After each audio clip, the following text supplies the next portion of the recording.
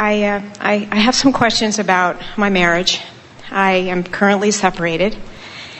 And the first question I have is about, it's hard. Like, I feel like a couple of the other people here today, just, formulating the questions is kind of hard, but I'm just going to blurt it out, and I know you'll help me. We'll blurt it back. You'll blurt it right back. Thank you. I've never had both feet in my relationship with my husband, and I have believed that the reason why is because of I've just seen so many examples of times that he's been out of alignment that have just felt, that have just cut me to the quick. They just felt like.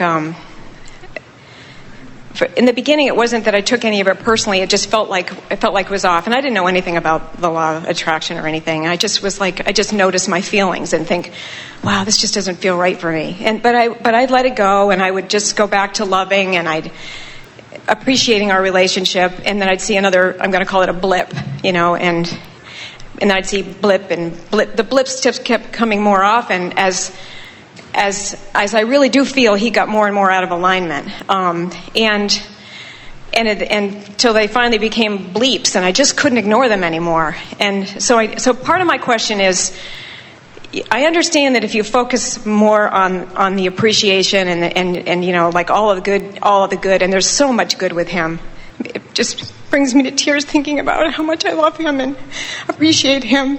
Yet the blips became such bleeps, and I just couldn't live that way anymore. And I know that's... So let us translate this back to you, and with no intention of establishing any wrongdoing, just an observation from inside the vortex. So we're just going to translate what you said into other words that are more descriptive. Bleep and blurp and all that aren't quite enough. I'm just teasing. Well, you made a good point with all of them, and everyone understands what you mean, and we do too. But what you're actually saying is, I am like so many people. I am primarily an observer. I offer most of my vibration because I observe. And when I observe something that makes me feel good, I feel good. And when I observe something that makes me feel bad, I feel bad. Therefore, the people who are primary in my life, I sort of hold responsible for how I feel. Now, you tried to present it in a way that explained that, and we get it, that you were really trying to hang in there. That you were trying to make the best of situations that were not that good. And we are not suggesting that you might not have an easier time of it somewhere else. But we will also say in an emphatic way to you, because of the powerful desire that you have for this relationship, and because of the amount of time that you spent together building your vibrational escrow, that you have a much greater probability of coming into alignment with who you really are inside that relationship than you do outside of it. Now, that's a strong statement. And what we're saying to you is, you can come into alignment. We know that you can get into the vortex whether you go off into the sunset and never spend time with this person again. But because of so much of your life and so much of what you've contributed to your vibrational reality having happened inside that relationship, when you come into alignment with you, the satisfaction is going to be greater than if you just close that door and walk off and try to open another door. And what we really want to say to you, and we want you to help us say it to many others, is that you really can get into your vortex regardless of what someone else is doing. Someone out of the vortex does not have to take you out. You can get so good at being in there and so good at seeing the world through the eyes of Source that you can maintain your balance regardless of what someone else is doing. And that, in fact, as we said earlier, is the epitome of what unconditional love is. Most people are saying, this condition feels good, let's keep it up, and this condition feels bad, let's get rid of it. And what you come to realize is that you cannot control the uncontrollable. Yeah. And so when you stop trying to control the uncontrollable and instead you control the only thing you can control, which is your own relationship with the vortex, then you can get in there, you can be predominantly in there, you can occasionally go out for some exercise in step 1, which only causes you to expand further. So talk to us, if you want to, about what these blips and bleeps were about. In other words, what was happening that was... Well, I think it was a couple of things. One, I take responsibility for the fact that I know some of the beliefs were my beliefs. I mean, that I really... His beliefs... Well, never mind the beliefs. What happened? Okay, all right. Like, he's very analytical and intense and controlling. And I just felt... I felt like it was an oppressive environment. I understand that I'm responsible for my experience. But can you see that when you get inside the vortex? Now, let's say that you focus wheeled your way in, and now and we'll do a focus wheel or two if you want to before we finish here. Okay. So you're in the vortex, and from inside the vortex, you're in that place where your appreciation of him is dominantly vibrating within you. But let's say he's like so many people. You see, when someone behaves that way, it's because they have lived so much life and they have expanded so far and they have not allowed themselves to keep up with who they really are. Mm-hmm. And living with someone like you who's making an effort and doing a pretty good job of keeping up with who you are only intensifies your awareness that you're not. And so it is our promise to you that in the display of being outside the vortex, that is just amplification of his desire to be in alignment. While he might not use those words, being in alignment is what he wanted, but he is like so many people, believing that before he can be in alignment, he has to control all of those uncontrollable things. And he found them all to be uncontrollable. And here you are, up close to him, caring about how he feels, and you seemed to be at least one thing that was somewhat controllable. So his desire to control all of those uncontrollable things was sort of focused upon controlling the only thing that he had any hope of controlling. And so that's why it was felt extra oppressive to you. Understanding that softens your feeling of resistance a bit. Now, we know it didn't make it any easier to take, but we really want to project this to all of you in a way that you can hear it.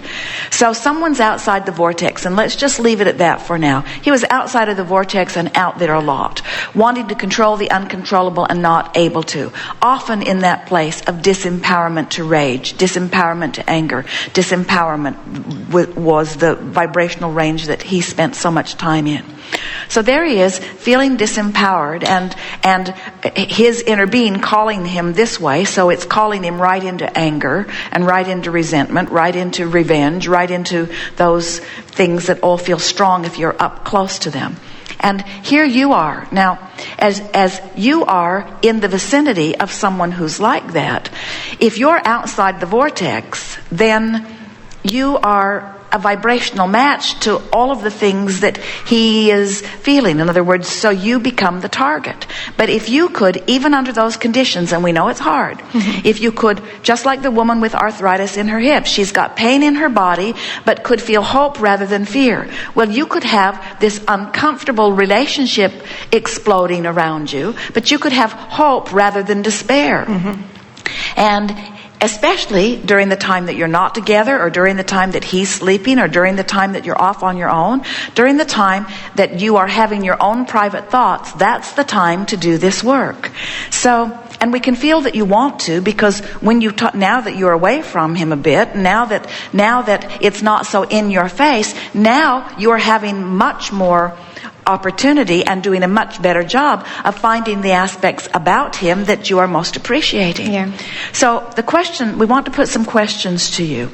Okay. Do you believe that when you are, or if you are able to be, and when you are inside the vortex, and you hold him or anyone as your object of attention, do you believe that that would mean that it would automatically bring that person into the vortex?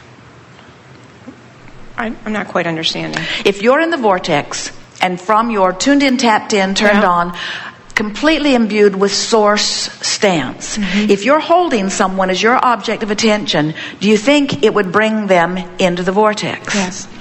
It doesn't.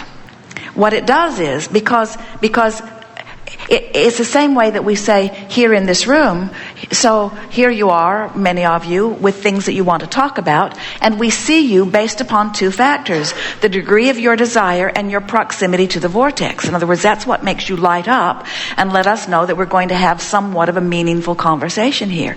If you're very far from your vortex, we could talk all day, and we're really good. And we will not necessarily bring you into the vortex. But so the answer to the question, if I'm in the vortex and someone else isn't, and I focus upon them from inside the vortex, will that automatically bring them in? I the answer to that question is no. Right. But here's an even more important question. If I'm in the vortex and someone I really care about isn't, if I'm in the vortex, will I suffer about them not being in the vortex? Right. No, you won't suffer, because you'll be able to see through the eyes of source. In other words, that's where you get your unconditional love. That's where you get your resiliency, your sea legs. So, but here's the thing. If you think, and a lot of people do, if I do this work, I'll be able to fix those who are broken. I'll be able to heal those who are sick. I'll be able to solve all their problems. And then you get feeling disappointed because you focused your heart out, you really try hard, and yet you could not affect any lasting change in the other. And we want you to understand your vortex is about you. Now, there's something else that we really want you to know, and this is at the heart of the dissension that you've been feeling there. And we think it will click into place for you as you hear it, and we know that it will make a difference in your relationship as you are able to digest it. When you are working to be in the vortex, as you do, and when you get there, as you often do, when you're out of the vortex, you feel extra awful. We know it's a disclaimer we should have given before we roped you into all of this, but you can't go back. Once you consciously know about aligning with who you are, you're never going to be even a little bit satisfied in not being in alignment with who you are. So, what happened? The reason things got more intense for the two of you is not because he got more and more increasingly out of the vortex.